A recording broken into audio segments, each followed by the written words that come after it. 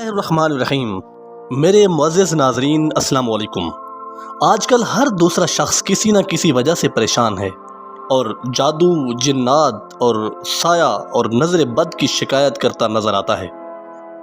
ان کے لیے اب عاملوں کے پاس جا کر دولت لوٹانے کی ضرورت نہیں ہے۔ وہ جیلی عاملوں کے پاس جاتے ہیں، دولت لوٹاتے ہیں اور زیادہ پریشان ہو جاتے ہیں، بلکہ ان تمام بیماریوں کا علاج وہ خود کر سکتا ہے۔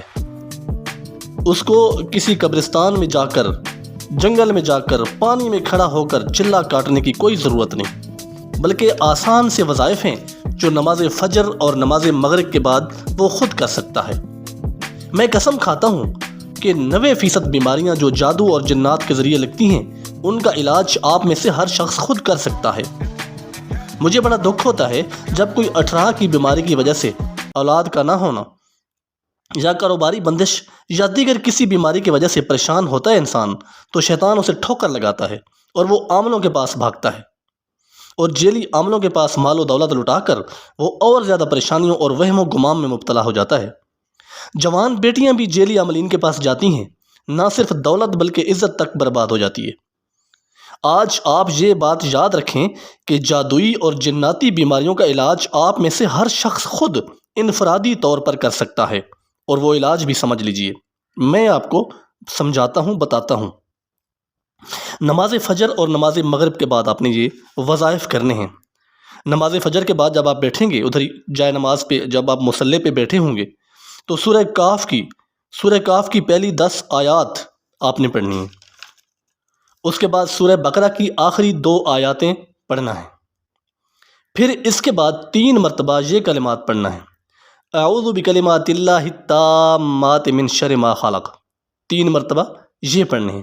اس کے بعد آپ نے 3 مرتبہ یہ کلمات پڑھنے ہیں: بسم اللہ الذی لا یضر مع اسمہ شیء فی الارض ولا فی السماء وہو السمیع العلیم۔ اور آخر میں 100 مرتبہ یہ پڑھ لو۔ اگرچہ یہ وظیفہ کچھ لمبا ہے، لیکن اللہ کی قسم در در کی ٹھوکریں کھانے سے بہت آسان ہے۔ وظیفہ کیا ہے؟ لا الہ الا اللہ وحدہ لا شریک لہ لہ الملک ولہ الحمد وہو علی کل شیء قدیر۔